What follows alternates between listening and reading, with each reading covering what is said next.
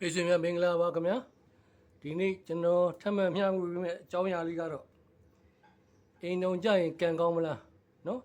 အိမ်တော်ရေးမှာတာယာမှုရှိမလားအိမ်တော်နဲ့ပတ်သက်ပြီးတော့နော်အိမ်တော်ကြပြီးနောက်ဝဲမှာချမ်းသာမှုရှိမလားအောင်မြင်မှုရှိမလား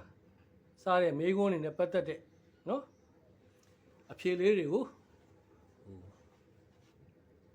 ကျွန်တော်ဒီဗီဒီယိုဖိုင်မှာကျွန်တော်ဟောကြားပြီးမှဖြစ်ပါတယ်ဒီမှာကကျွန်တော်တင်ပြပေးမှဖြစ်ပါတယ်ကျွန်တော်ဒီမှာကျွန်တော်ပြောချင်တဲ့အကြောင်းအရာလေးကမိတ်ဆွေတို့ရဲ့လက်ဖွားပြီးမှဒီမှသားရဲ့ပါရင်အိမ်တော်ကြရင်ကံကောင်းမယ်အိမ်တော်ရင်းနဲ့ပတ်သက်ပြီးအဆင်ပြေမှုရှိမယ်ဆိုတဲ့အကြောင်းကိုကျွန်တော်က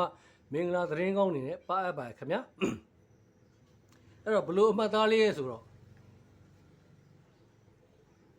လက်မရဲ့နော်ဒုတိယအဆင့်မှာဟောလို့ဒေါင်းမျက်စိလို့လည်းခေါ်တယ်နော်ဇပစီလို့ခေါ်တယ်နော်အဲ့လိုတင်ကြတာလေးလက်မရဲ့ဒုတိယဆင့်မှာအဲ့လိုတင်ကြတာလေးပါလို့ရှိရင်ဒီအိမ်တော်ကြီးမှာကံကောင်းမှုရှိမယ်နော်ကိုရတဲ့အိမ်တော်ကအိမ်တော်ဘက်ကောင်းဖြစ်မယ်နောက်တစ်ခုကငွေချင်းနဲ့ပတ်သက်ပြီးတော့ပူပင်စရာမလိုတဲ့ဘဝကိုရရှိရတတ်ပါတယ်ဗျာနော်နောက်တစ်ခုက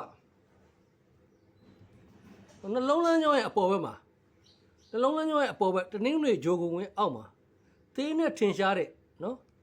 လမ်းကြောင်းလေးကြောင်းကထိုးတက်နေလို့ရှိရင်အိမ်တော်ကြီးမှာကံကောင်းမယ်အိမ်တော်ကြီးမှာအဆင်ပြေမှုရှိမယ်ဗျာနော်အိမ်တော်ကြီးကအင်မတန်စိတ်ကြည်နေဖို့ကောင်းတဲ့အိမ်တော်ရေးမျိုးကိုရရှိပိုင်ဆိုင်ရတတ်ပါတယ်ခင်ဗျာနောက်တစ်ခုကဒီမှာဟောတာလက်တန်းအောက်ခြေဘက်ကထွက်တဲ့လက်တန်းအောက်ခြေဘက်ကထွက်တဲ့အိမ်တော်ရင်းလမ်းကြောင်းအနီကြောင်းလေးနော်အဲ့ဒီအနီကြောင်းလေးကခုနကျွန်တော်ပြောတဲ့လက်တစ်ကျက်အပေါ်ဘက်နော်မှာထောင်တက်နေတဲ့မြင်းတိုလေးကိုလိုင်းတိုလေးကိုထိုံနေထိနေ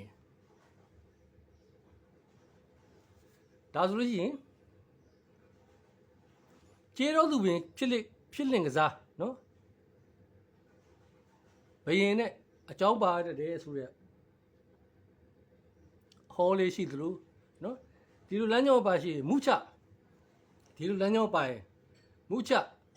နော်နာမည်ကြော်ကြားတဲ့သူနဲ့အိမ်တော်ရမယ်အိမ်တော်ကြမယ်သို့မဟုတ်ငွေကြေးချမ်းသာတဲ့သူနဲ့အိမ်တော်ကြမယ်နော်ဂုံသတင်းထင်ပေါ်တဲ့သူနဲ့အိမ်တော်ကြမယ်အိမ်တော်ရေးကံကောင်းစီတဲ့လက္ခဏာအမှတ်သားဖြစ်ပါတယ်ဗျကျွန်တော်တူဗီဒီယိုကလစ်လေးမှာ